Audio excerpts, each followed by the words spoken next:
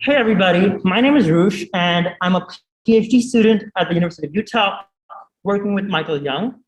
My first talk is about HeadSpace incorporating action failure and character beliefs into narrative planning.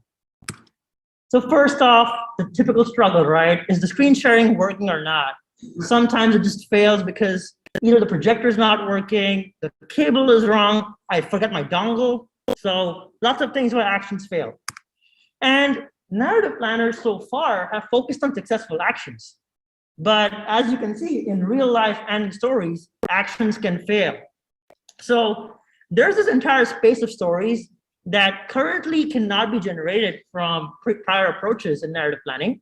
And specifically, I'm going to talk about stories consisting of failed actions where the failed action occurs because of incorrect beliefs. So I thought I had the dongle, but I didn't have the dongle. And I think this is really important because narrative generation is trying to create stories that humans can create.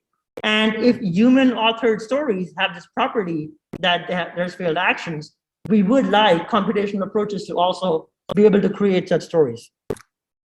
So the task was that we build a narrative planner that can generate stories with failed actions due to incorrect beliefs about the world. We built a planner called HeadSpace, which is a forward-directed state space search planner. The first thing that we did was we modeled character beliefs differently. So take an example, we're in a bar, our bartender, Teddy, believes that bottle one is filled, but in fact, it's empty. He has a wrong belief about the world. We did that with a representation of the belief separately and the truth separately. So the world truth has facts that can either be true or false. Within Teddy's belief model, Teddy can believe them to be true. We call them B+. Teddy can believe them to be false, B-, and then Teddy can believe them to be neither true or false, which is unknown. And this difference of beliefs helps us for failed actions as well. So in a typical planning world, an action or an operator consists of preconditions and effects. So what needs to be true in the world and what is true, what happens after the action is taking place. We break it down into world preconditions effects and belief preconditions effects. So basically for preconditions, what needs to be true and false in the world before the action takes place. And also for the character to consider performing the action, what the character needs to believe as true or false in the world. And action fails whenever there's this sort of mismatch between what the character thinks is true in the world and what the actual world truth is. So for example, if you were to consider this action of, let's say, pouring a drink from a bottle, in our case, Teddy believes that the bottle was not empty, but in reality, the bottle was empty. That's just one example.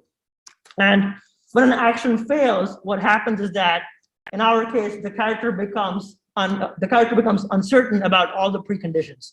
So in this case, if I were to fail to pour a drink from a bottle, I'd be like, am I holding the bottle correctly? Is the glass proper? Is the bottle empty? So I question all my preconditions of the action. And that's what HeadSpace does.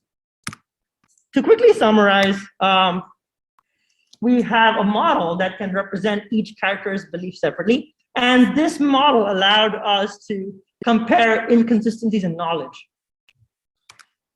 Due to that, resulting plans from the HeadSpace planner, they can include characters navigating the world with their own beliefs. So they have their own set of beliefs, their own set of headspace that they're reasoning about. And when their headspace or when their beliefs are incorrect, they end up failing in action as well. And I did not get a chance to talk about our failure policy and about our heuristic implementation, but stop by the poster to know more about that.